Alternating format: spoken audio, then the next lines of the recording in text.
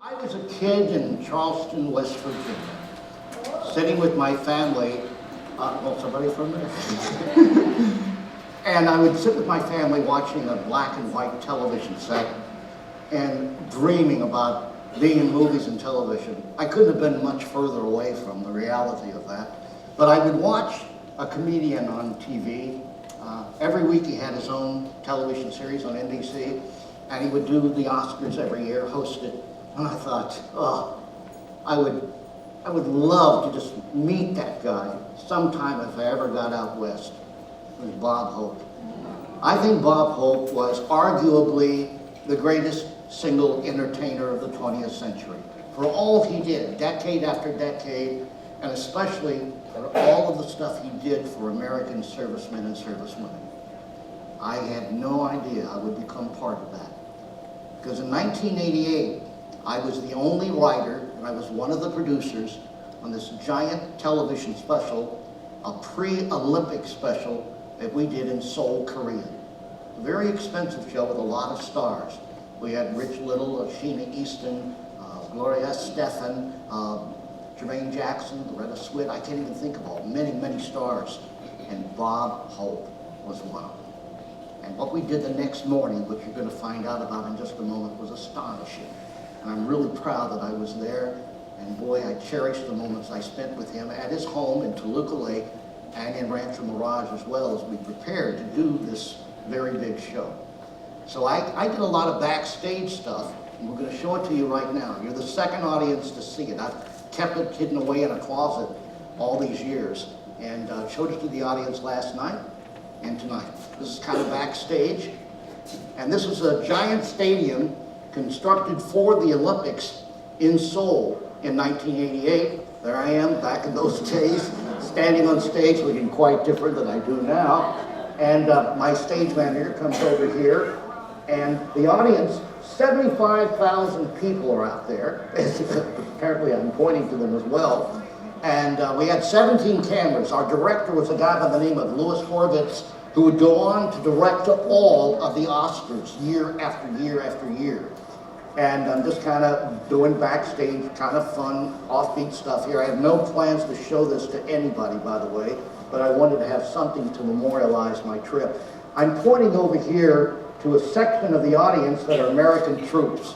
We gave away tickets to about 2,500. There is Bob Hope doing his monologue on stage. He was very unhappy with the outcome, by the way.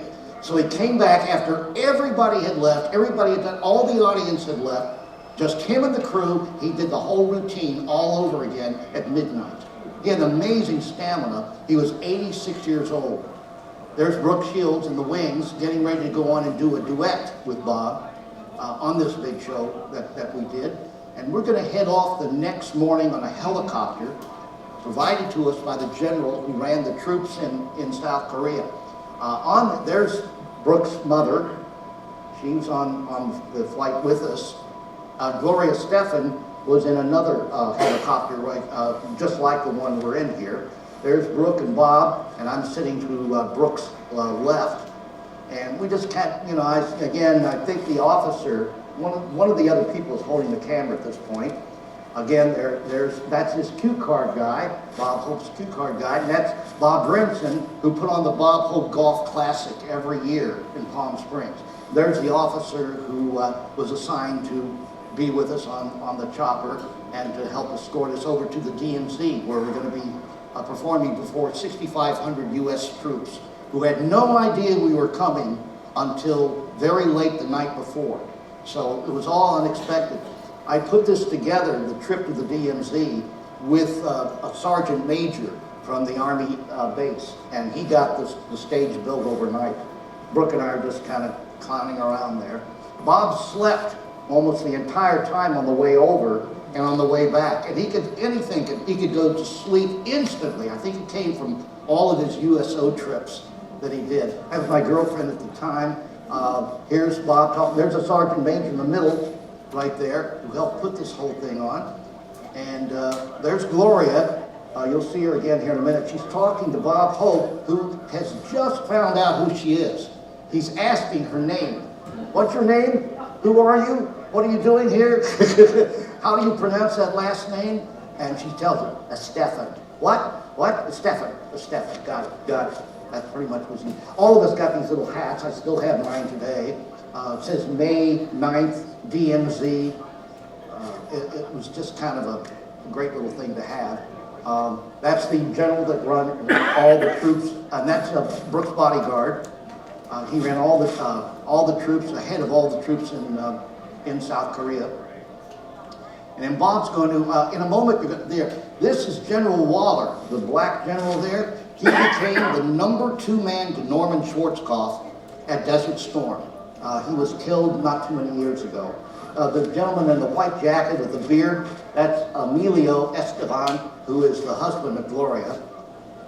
We're all just in the tent getting ready to go out on the stage itself. And there's 6,500 U.S. troops there. Bob goes on, does his act. Gloria Estefan, she's going to be performing, and Brooke Shields as well. Those are the 3 entertainers from the big show the night before that show up and went with us on the choppers to entertain the troops. We all got this incredible award, which I still have. It's spectacular with a tomahawk, and it was quite an experience. We're right next to the North Koreans, and they were watching the show. We could see them watching the show from their post.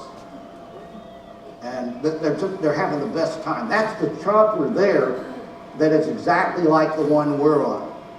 That's the one that, going back, I think Brooke is on it and Gloria. And Bob's clowning around here, which again, just amazing. And he had this energy like he couldn't believe. He was a joy to work with. And again, I couldn't even believe I was with him and spent that time with him. It was just something else. What we're going to do is show you just one little joke that he did from the actual show itself, which was videotaped by Armed Forces Radio Network, and Television Network, sorry. And we're going to see that one joke in just a moment.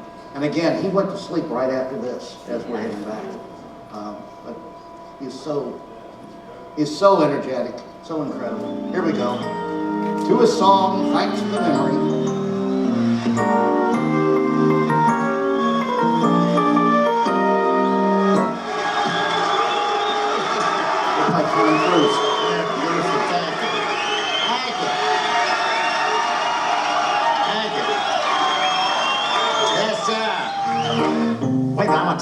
I want to try a joke here.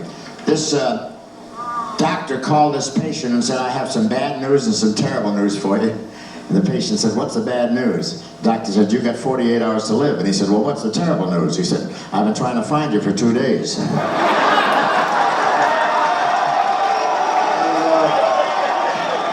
lived to be 100 years old, and he died on my birthday, July 27th. And I loved him. He was great.